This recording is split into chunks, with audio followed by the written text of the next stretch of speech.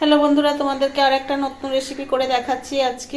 আজকে করব গুগলি বা গেরি বা শামুক, যা বলতে পারো, ছোট ছোট গেরিগুলো দিয়ে গুগলি তরকারি করব। তার জন্য নিয়ে নিয়েছি গুগলি, তো লাগছেই। ভালো করে গুগলিটাকে ছাড়িয়ে ধুয়ে গরম জলে নুন দিয়ে ভালো করে চটকে ধুয়ে নিয়েছি পরিষ্কার করে। আর তার সঙ্গে লাগছে একটু আলু, বেশি করে একটু পেঁয়াজ কুচি, একটু রসুন কুচি, টমেটো, আর একটু গুঁড়ো মশলা লাগছে।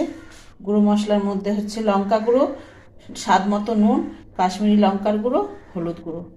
এই হচ্ছে জিনিস। আর রান্নাটা শুরু করার আগে তোমাদেরকে বলে দিই, যদি তোমাদের ভালো লাগে লাইক, শেয়ার, সাবস্ক্রাইব করে আমার পাশে থেকো। চলো এখন রান্নাটা শুরু করি। যে কড়াই বসিয়ে দিয়েছি, কড়াই গরম হয়ে গেছে। দিয়ে দিচ্ছি একটু সর্ষের তেল।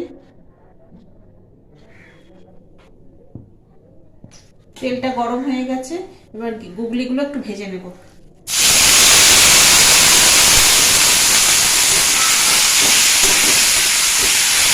দেখো আমার গুগলিগুলো ভাজা হয়ে গেছে, এবার ঢেলে নেব। কড়াইটা আবার ভালো করে ধুয়ে নিয়েছি, নিয়ে বসিয়ে দিয়েছি। আবার সর্ষের তেল দিয়ে নিচ্ছি কড়াইতে।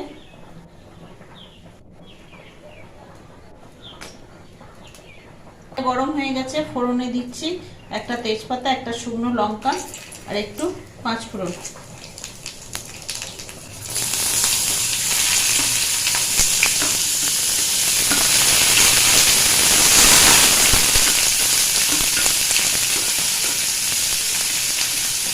পেঁয়াজ, রসুন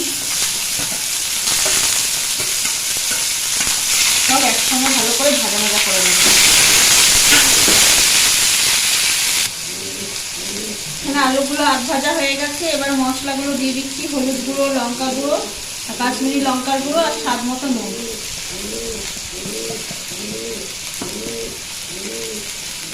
জিরে গুঁড়ো আর ধনে গুঁড়ো দিয়ে দিলাম।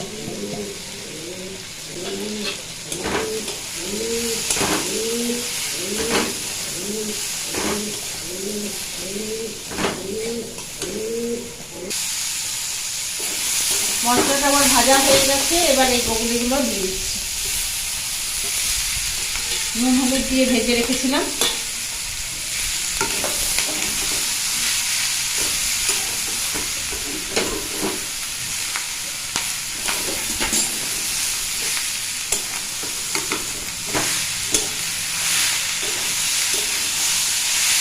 নাড়াচাড়া করে এবার জল দিয়ে দেবো।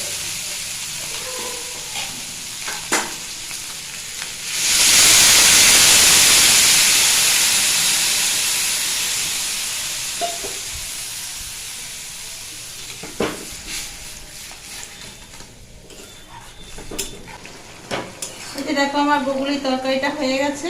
এবার নামানোর আগে একটু ধনেপাতা দিয়ে নেবো। আর এই তরকারিটা ছোট থেকে বড় সবাই খেতে পারে, আর সকলেরই খাওয়া খুব উপকার। তোমরা এরকমভাবে বাড়িতে তৈরি করে দেখবে, খুব সুন্দর টেস্টফুল হয়। চলো নামিয়ে দেবো। ধনেপাতা দিয়ে দিলাম, এবার নামিয়ে দেবো।